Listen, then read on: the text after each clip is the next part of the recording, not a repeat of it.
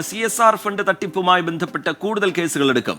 ഇടുക്കിയിൽ മാത്രം 100-ലധികം പേർക്കാണ് പണം നഷ്ടമായത്. തട്ടിപ്പിനിരയായവരിൽ കൂടുതലും സ്ത്രീകളാണ്.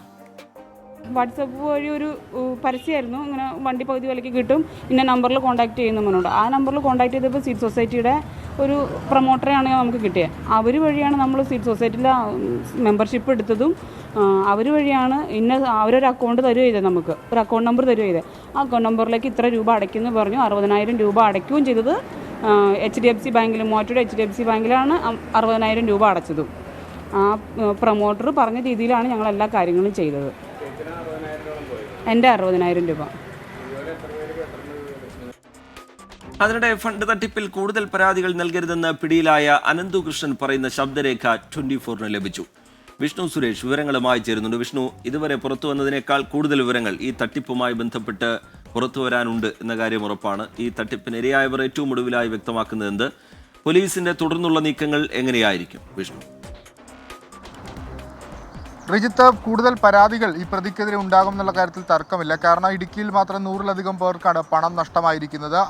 അതിലൊരാളാണ് ഇപ്പോൾ നമ്മളോട് സംസാരിച്ചിട്ടുള്ളത്. ഈ പിടിയിലായ ശേഷം അനന്തുകൃഷ്ണൻ മൂവാറ്റുപുഴ പോലീസ് സ്റ്റേഷനിലിരുന്ന് പുറത്തുവിട്ട ഓഡിയോ ക്ലിപ്പാണ് ഇപ്പോൾ നമ്മൾ പറഞ്ഞത്. അയാൾ പറയുന്നത്, നിങ്ങളുടെ പണം കുറച്ചു കാലത്തിന് ശേഷം ഞാൻ തരാം, നിങ്ങൾ ആ ഘട്ടം വരെ എനിക്കെതിരെ കൂടുതൽ പരാതികൾ നൽകരുത്. പരാതികൾ നൽകുകയാണെങ്കിൽ കേസുകൾ രജിസ്റ്റർ ചെയ്യപ്പെടും, ഞാൻ വീണ്ടും പുറത്തിറങ്ങാൻ സമയം വൈകും, അപ്പോൾ നിങ്ങളുടെ പണം നൽകുന്നതിന് താമസമുണ്ടാകുമെന്നാണ്.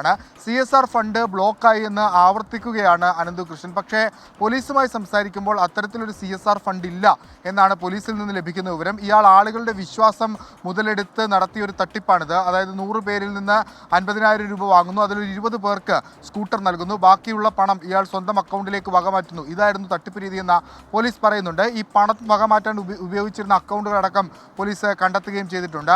ഇനി കൂടുതൽ കേസുകൾ ഇയാൾക്കെതിരെ രജിസ്റ്റർ ചെയ്തു. മൂവാറ്റുപുഴയിൽ മാത്രം 9 കോടി രൂപയുടെ തട്ടിപ്പാണ് നടന്നിട്ടുള്ളത്. സംസ്ഥാനത്തുടനീളം ഇത്തരത്തിൽ തട്ടിപ്പ് നടന്നിട്ടുണ്ടെന്നാണ് പോലീസിന്റെ വിലയിരുത്തൽ. അങ്ങനെ സംസ്ഥാനത്തുടനീളം ഈ പ്രതിക്കെതിരെ കേസുകൾ രജിസ്റ്റർ ചെയ്യും. ഒരുപക്ഷെ സമീപകാലത്ത് കേരളം കണ്ടിട്ടുള്ള ഒരു പ്രധാനപ്പെട്ട വലിയ തട്ടിപ്പായി ഈ കേസ് മാറാനുള്ള സാധ്യതയാണ് നിലവിൽ പോലീസ് നൽകുന്ന വിവരം.